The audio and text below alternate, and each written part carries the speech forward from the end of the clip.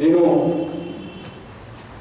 ఎంపీగా ఉన్నా కూడా ఎన్నో ఇబ్బందులు గురి చేసినా కూడా ఆ ఇబ్బందులను నేను లెక్క చేయకుండా నా పనిలో నేను చూసుకుంటూ పోయినా కానీ ముఖ్యంగా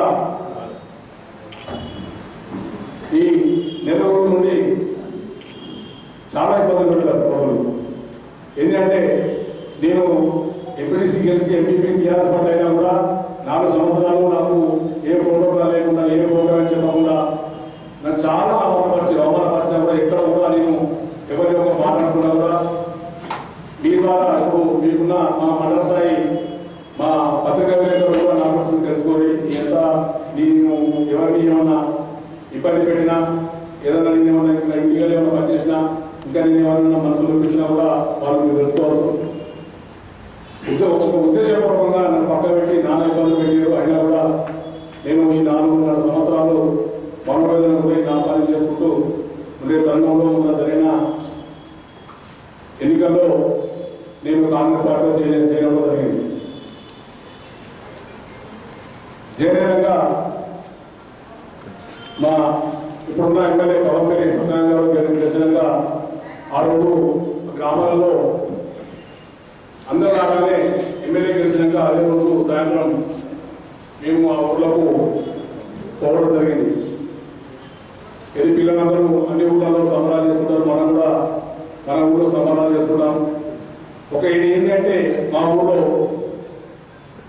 మా మండలంలోనే మండలి కోటరు తర్వాత మెజార్టీ వచ్చిన విలేజ్ మా హనుమాన్పల్లి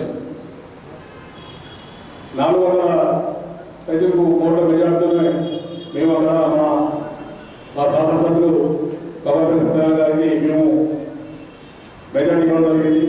అప్పటి నుండి అక్కడ ఉన్నటువంటి సర్పంచ్ టీఆర్ఎస్ సర్పంచ్ ఇది చీర్చుకోలేక మమ్మల్ని అప్పుడు ఆ 4.5 సంవత్సరాలు చాలా ఇబ్బందులు పెట్టాడు. మళ్ళీ ఇప్పుడు గెలిచినాక కూడా సరే వాళ్ళు ఇబ్బంది పెట్టారు. వాళ్ళు అప్పుడు ఉన్న వాళ్ళ ప్రభుత్వం వాళ్ళ ఎమ్మెల్యే వాళ్ళ ఉన్న మండల నాయకులు ఎన్ని ఇబ్బందులు పెట్టినా కూడా అవి మేము మా కార్యకర్త గారు మేము కానీ చూసి చూడనట్టుగా సరే దేవుడు అంటున్నాడు మనకు కూడా మంచి రోజులు వస్తాయి. సరే అరాచకాలు ఇలా విధ్వంసాలు రోజు మనం ప్రజలను తీసుకెళ్తాం, వాళ్ళు తగిన బుద్ధి చెప్తామని చెప్పి ఉద్దేశంగా మా గ్రామ ప్రజలు విధంగా 415 మెజార్టీతోనే మా ఎమ్మెల్యే గారికి మెజార్టీ ఇవ్వడం జరిగింది. ఆ రోజు గెలిచిన తర్వాత మొట్టమొదటిసారిగా మేము ఆ పిల్లలు మేము అందరం ఊరు అంతా మహిళలు మేము అన్ని కులాలని అందరం అక్కడ ఊరి మొదటి నుండి ర్యాలీగా వెళ్ళి ఒక చౌరస్తా కాడ మేము పిల్లలందరూ డ్యాన్స్ చేస్తుంటే మేము ఏదైతే నిన్న ఆరోపణ చేసిందో ఆ మహిళ వాళ్ళ భర్త అక్కడ అంటే వాళ్ళ ఇల్లు కూడా అక్కడే ఉంటారు. నిజానికి కూడా ఏంటంటే హనుమాన్పల్లి మా ఇంటికి ఎదురుగానే ఎగ్జాక్ట్లీ వాళ్ళు ఉంటారు. ఆయనది బెడ్ షాప్ నడిపిస్తాడు, ఇల్లీగల్గా చిట్టీలు నడిపిస్తాడు, ఓ హార్వెస్టర్ ఉంది, ఇవన్నీ ఉన్నాయి. సరే ఎవరు చెప్తాం దాని గురించి కూడా తర్వాత చెప్తాం. ఆ రోజు ఏం జరిగిందంటే ఆ రోజు ఈ పిల్లలందరూ డ్యాన్స్ చేసుకుంటే చౌరస్తా డ్యాన్స్ చేసుకుంటే ఎవరైతే ఈ సంబంధం ఉన్నాడో అడిగి వచ్చి మేము చూస్తే వాస్తవంగా 100 మంది మహిళలు మేము 100 మందిలో ఆ డ్యాన్స్ చేసుకుంటే అడిగి వచ్చి చిల్లర వాళ్ళగా నోటుకి ఎక్కువ తింటాడట. ఇప్పుడు అప్పటికే నేను అన్నా వాళ్ళు ఎవరైతే మనం గెలిచిన దాకా ఉండాలి కానీ మనం గెలిచినాక మనం వాళ్ళ ఇళ్ళగా ఎదురవుతుందని అని చెప్పి అప్పటికే నేను తెలుసుకుని ఏదైతే ఇక్కడ లోపం ఉన్నాడు అక్కడ మనం కొద్దిసేపు ఆగి పాట పెట్టుకొని వెళ్ళిపోవాలని చెప్పి అంటే మహిళలే కట్టుకోవడం మీకు సంబంధం లేదు అని చెప్పి అన్ని కొరతగా కలిసి మేమే అడుగుతాం అని ఏదో ఒకటి ఒకవేళ దీని కింద వాళ్ళు ఉల్టాపట్ట మాట్లాడితే మేమే అర్థం మేమే వచ్చి అని చెప్తాము. ఏం పోలీసు పోతాం అందరం ఊరంతా పోతాం మేము మన ఎందుకు ఇబ్బందులు అని చెప్పని చెప్పడం జరిగిందని చెప్పారు. మనం 16 నాడు పొద్దున నాకు మండల ప్రోగ్రామ్ ఉంటే నేను రెడీ అవుతాను. వీళ్ళందరూ దాదాపు పూర్తి అని చివరస్తుంది మా దగ్గర అన్ని ఈ కుల సంఘాలు వీళ్ళందరూ దాదాపు 50 మంది 70 అతని ఫోన్ చేసినాడు. చిన్న ఫోన్ చేస్తే నేను రాను అని చెప్పినాడు. నేను రాను, నేను ఇష్టం పని చేసుకోవాలని చెప్పి వెళ్ళిపోయి ఆ రోజు వీడికి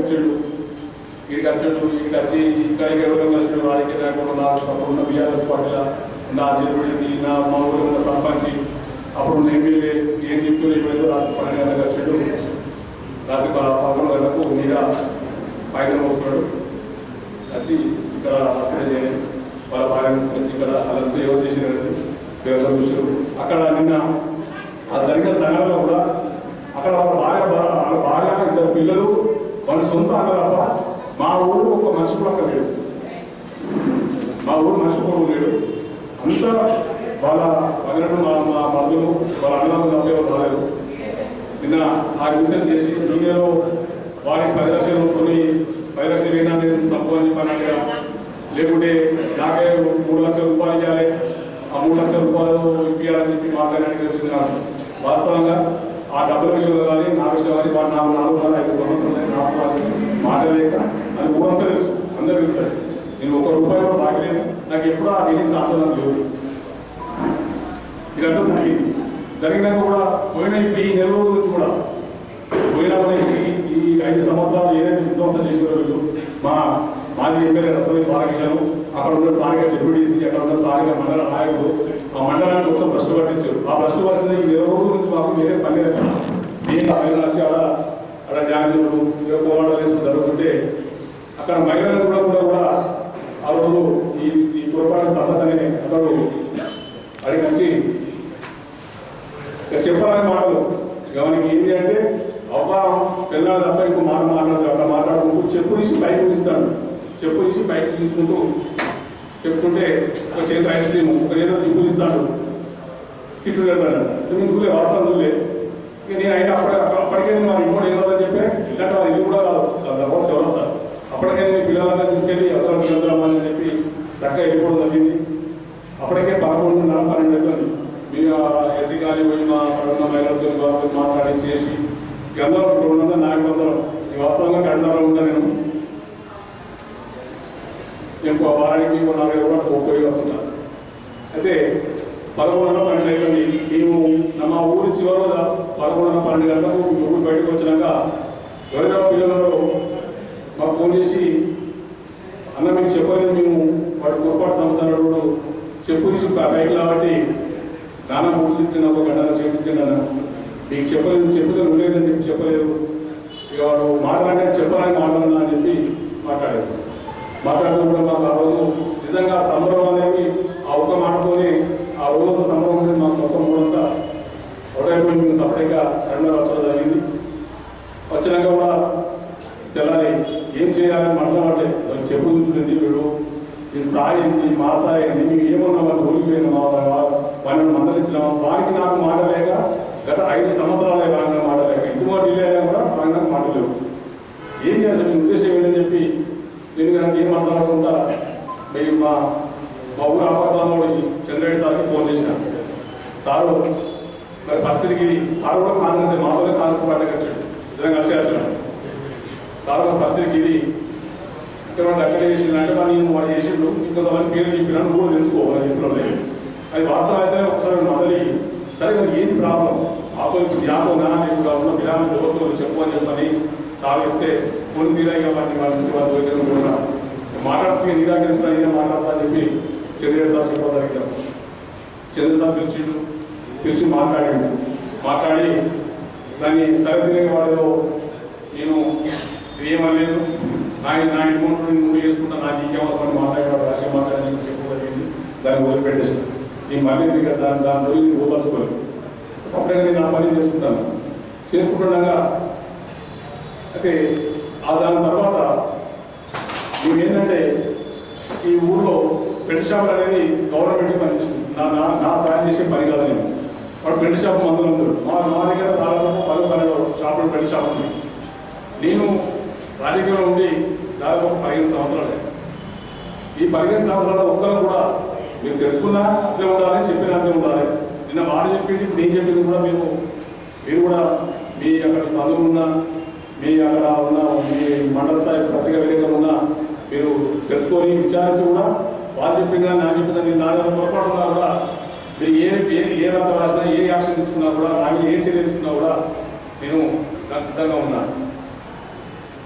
అయితే అది ఆ రోజు ఇది జరిగినాక 10-15 రోజులకేమో ఎక్సైజ్ వాళ్ళు వచ్చి అన్ని దుకాణం చెక్ చేసినట్టు అందులో తెలియదు, వాస్తవంగా తెలియదు. చెక్ చేస్తే ఈ దుకాణం కూడా లేదు. పోతే పెయింట్ చూసుకుంటూ అయిపోయింది.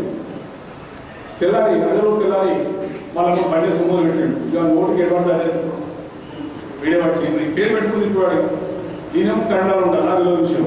నాకు మా ఊళ్ళందరూ ఫోన్ చేసి ఏందన్నా ఆంధ్ర తెలుగులో మనం మురళి గారు వద్ద చేసినట్టు ఏమో ఇదేంద్రా నేనేం చేస్తాను నాకేమవుతుంది కానీ ఈ ఎంతమందికి ఏం చేసిందా నేను నాకుతుంది కదా ఏంటి చెప్తారా దానికి అది గవర్నమెంట్ పాలసీ. అది గవర్నమెంట్ పాలసీ నేనెంత పని చేయమని చెప్తా, నేనెంత సాధ్యమని చెప్తా.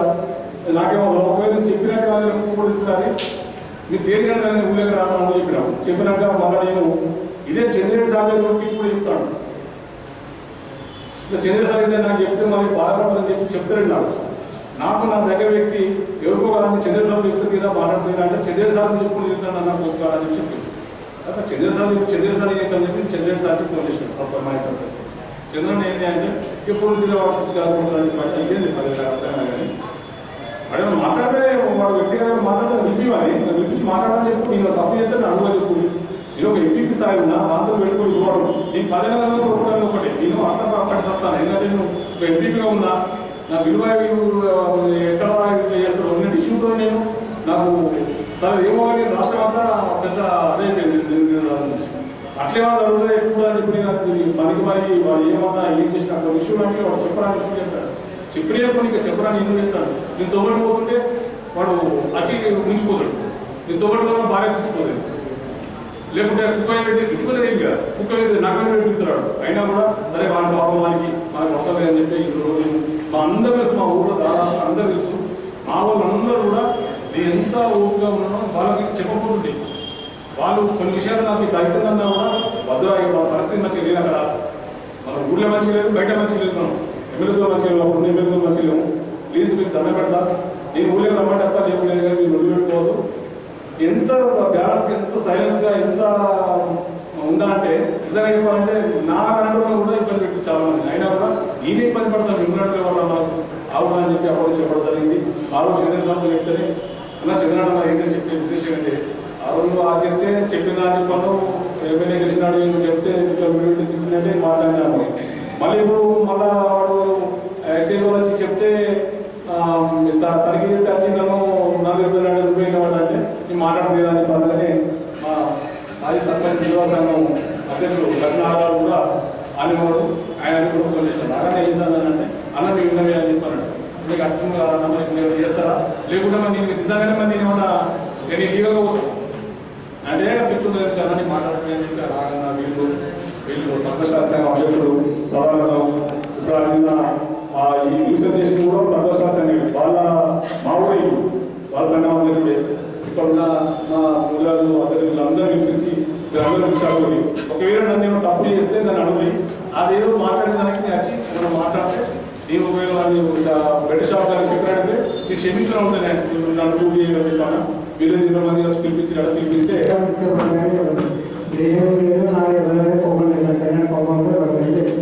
ఆ జనాలు కూడా నా అనంతర నాకే మాత్రం విశ్వాసం ఉన్నది.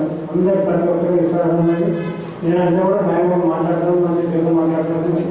ఒక కుటుంబం లేకుండా ఇప్పటి వరకు నేను సర్పంచ్ చేసిన మా భార్య సర్పంచ్ చేసి నేను అందరూ మంచుకున్నాం. ఆ గౌరవాలను విద్యార్థి మాట్లాడినా చేసినా మొదలు సంపద అర్థాలు చెప్పినా నేను ఇక్కడ పండుగ పనులు తెల్లారి పండుగ అయ్యేది. తెల్లారి కూడా పండుగ అయ్యేది. మంచి ఉదయం నేను వెళ్ళు పదాల గురించి మాట్లాడుతున్నా. పదాలను ఉదయం 5 మళ్ళీ ఫోన్ చేసాను.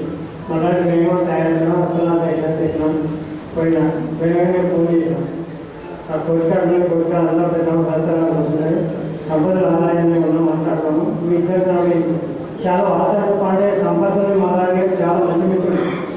ఇప్పుడు ఒక 10 సంవత్సరాలు చాలా దగ్గర సంపన్నప్పుడు కూడా సంపద అనేది మళ్ళీ అయినా లేదా లేవు. కానీ చాలా ఎందుకు వాళ్ళకి ఎదుర్కొన్నా భగవంతునిగా వాళ్ళకి కానీ మంచి మిత్రులు మంచి కఠినలు మంచి చేసేది దానికి నేను విచారిన సంపద రెస్పాండ్ అన్నీ నేనే ఉన్నాయి. ఏం మాట్లాడి నేను మాట్లాడి ఈ విషయం ఆలోచించే విషయం నేను మాట్లాడతాను. ఇప్పుడు ఇంకా మాట్లాడి మన మొక్కలు ఈ పంచాయతీ ఉడిపోతానంటే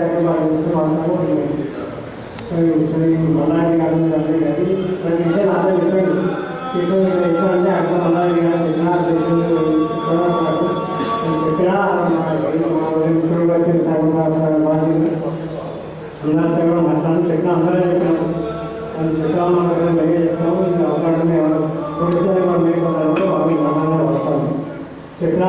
కష్టపడినాము వెళ్ళినాము ఇంకా రాష్ట్రంగా తీసుకున్నాము మన ప్రధానానికి మా అన్నయ్య ఒక మండపడాలి కంపెనీ కానీ ఒక మండపడాలి కాబట్టి కంపెనీ చచ్చిపోకంటే ఒక 5 నిమిషాలు ఫోన్ చెప్పాను ఏమనేది దాన్ని ఇక్కడికి మాట్లాడారు. అన్నగారు జోలికి వెళ్ళే వ్యక్తి కాదు, ఎవరిని మనసులో పెట్టే వ్యక్తి కాదు. మాకు 14వ తారీఖు నాడు ఇట్లా తిరుగుతాను ఉంచుకోవాలని చెప్పి అంటే మేము 15వ తారీఖు నాడు చెప్తున్న అన్న మేము చెప్తాను మాట్లాడాలి అంటే మేము అడిగితే మీకు అవసరం లేదని చెప్పి వెళ్ళిపోవడమే కురుపాటి సంప్రదాయం వ్యక్తి మీకు అవసరం లేదు అని చెప్పి వెళ్ళిపోయాను. తీసుకోడు ఏది చేయడు ఏదైనా ఉంటే నేను తీసుకోబట్టి నెత్తికి బాగుపడితే నేను పట్టుకుంటా అని చెప్పాడు. చెప్తే